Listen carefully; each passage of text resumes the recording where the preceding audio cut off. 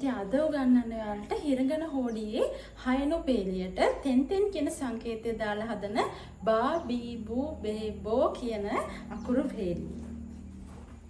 හරි. අපි බලමු. ඉස්සෙල්ලා අපි හයනු පේලිය අකුරු ටික මතක් කරගෙන යන්න. මේ තියෙන මොන අකුරද? හා කියන අකුර මතකයි නේද? හා. ඊළඟට හා අකුරට මම ගන්නව රූපෙ මොකද්ද? H අකුරයි A අකුරයි විදියට ගන්නවා. මේ තියෙන්නේ හා කියන අකුර. අපේ හැදලි හන්දා මම ආයෙ මැන්තේ. ඊළඟට හී කියන අකුර මතකයි නේද? හී කියලා hina වෙන විදියට මං ඇන්දේ. එතකොට ඒක තමයි හී අකුර. ඊළඟට හූ කියලා අකුරක් තිබුණාද? නෑ.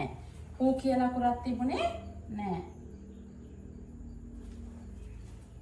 හී අකුර චුට්ටක්.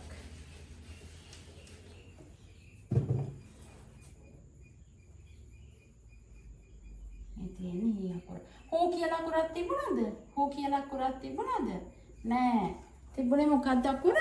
ෆූ කියන අකුර අප මතක නේද? ෆුජිකන්ද. ෆූ කියන අකුර. ෆූ. එක තමයි ෆූ කියන අකුර. හා, හී, ෆූ ඊළඟට තිබුණ අකුර මොකද්ද? හේ අකුර නේද? හෙවන් එක. හේ අකුර. මගේ වීඩියෝස් බලපු අයට මතක ඇති. ඔය බලපු අයට මම මේ රූප සටහන් වෙනම කියලා දුන්නා. හා අකුරට H අකුරයි අකුරයි විදියට ඊට පස්සේ හී අකුරට මොකද්ද කියලා දුන්නේ? hina වෙනවා වගේ හී කියන අර්ථයෙන් ෆූ ෆුජිකන්ද. හේ අකුරට මොකද්ද කියන්නේ? හෙවන් එක නේද? හෙවන්. ඊළඟට හෝ අකුරට කවුද කියන්නේ? හෝර්ස්. අශ්වය නේද? හෝර්ස්. මං කියන්නේ හෝර්ස් කෙනෙක්.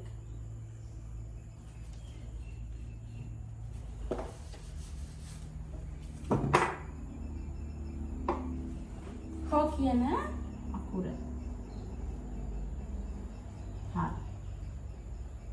ඔන්න මම හයනු පේලිය මතක් කරගෙන ගියා ඔයාලට. හා, හී, ෆූ, හේ, හෝ. හරි. එයාලට මතකයිද මම තෙන් කියන සලකුණක් තියෙනවා කියලා ඉගෙනුවා. තෙන් කියන සලකුණක් තියෙනවා කියලා ඉගෙනුවා මතකද? අන්නේ සංකේතය දාන්න. ඔන්න මම මුලින් මේ සංකේතය දැම්මා. ඊට පස්සේ ඔන්න මම දිගට මේ අකුරු පේලි වලට දාගෙන යන මේ සංකේතේ. හරි. දැන් එතකොට සංකේත දැම්ම ගමන් පේලී ශබ්දය වෙනස් වෙනවා නේද? එතකොට හැදෙන්නේ මොකද්ද? අලුත් අකුරු පේලියක්. කවුද හැදෙන්නේ තෙන් දාලා හයන පේලියට? බා, බී, බෝ, බේ, බෝ. තේරුණා නේද? බා, බී, බෝ, බේ, බෝ. ඒ හැදුනේ හයන පේලියට මේ තෙන් කියන සලකුණ දාලා. හරි. මම හිතනවා දුගන්නපු අකුරු පේලියත් ඔයාලට හොඳට තේරෙන්නේ නැති කියලා. මීට කලින් මම වීඩියෝස් ගොඩාක් දැම්මා හිරගෙන හෝඩියේ සියලුම අකුරු පිළිවෙලට. ඔන්න දැන් බයින් පේලියත් මම කරා විශේෂ තෙන් කියන සලකුණ දාලා හදන පේලිය. ඉතින් මේ උගන්නපු ටිකක් තේරුණා කියලා මම හිතනවා. මේ වගේ තවත් වැදගත් වීඩියෝ එකක් නැවත අරගෙන එනකම් ඔයාලා හැමෝම සතුටින් පරිස්සමින් ඉන්න. සයනරා.